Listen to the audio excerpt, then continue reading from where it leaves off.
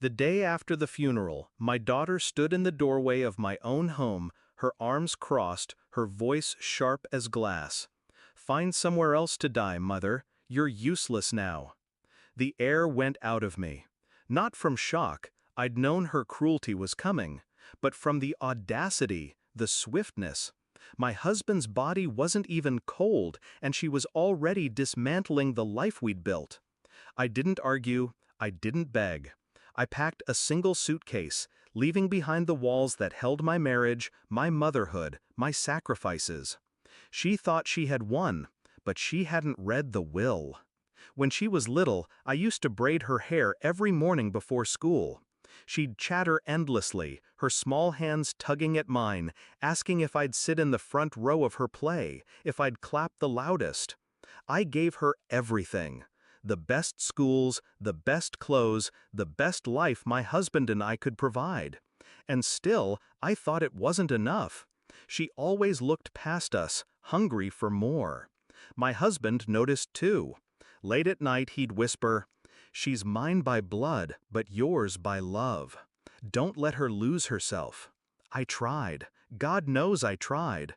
But greed is louder than love. Even before the funeral, I saw her shift. The fake tears, the way she clung to the lawyer, asking about accounts before condolences. The impatience in her tone when she thought no one was listening. And then, that night I heard her on the phone, her voice slick with triumph. "It's all mine now, the house, the money. She's just a shadow. I'll push her out. You'll see." That was the first time I realized my daughter wasn't mourning her father, she was celebrating her inheritance. I could have collapsed under the weight of betrayal, but I didn't, because I knew something she didn't. My husband had shown me the will months before his death. He didn't trust her. He'd rewritten everything with one purpose, to test her. And now she was failing that test spectacularly. So I said nothing. I let her bask in her victory. I let her throw me out like garbage, while inside I carried the quiet knowledge that her empire was made of paper. The lawyer called 3 days later. Time for the will reading. My daughter arrived first. Expensive dress, diamonds glittering.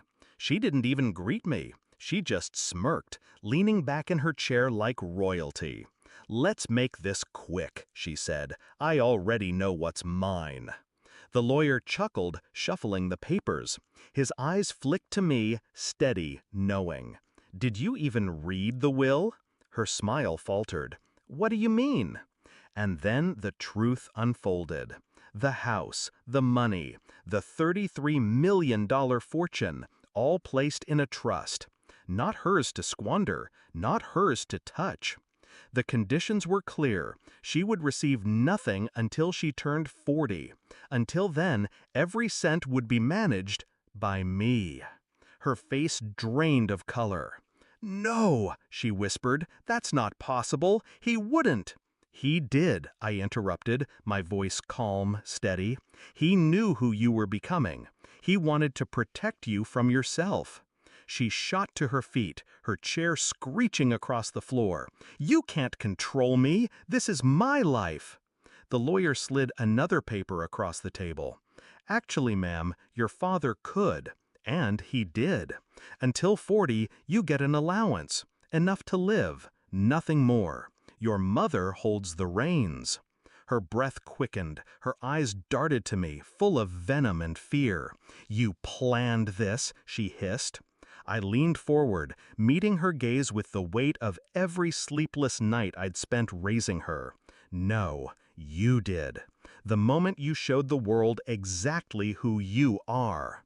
For the first time, she looked small, powerless. I walked out of that room with the lawyer's words echoing in my daughter's silence. She had kicked me out of my home, certain she was untouchable. But the truth was simple. She owned nothing, controlled nothing. And the house she stole from me? It was mine to decide whether she lived in it or not. I didn't celebrate. I didn't gloat. I just breathed, deeply, for the first time since the funeral. Because revenge wasn't about humiliating her. It was about restoring balance, protecting what my husband and I built, ensuring she could never use us as stepping stones again. And when I returned to that house, suitcase still packed, I unlocked the door with my own key. She was gone, just a memory. The home was quiet, peaceful, mine. And as I stood in the center of the living room, I whispered to the silence, "You wanted me gone, but it's you who lost everything."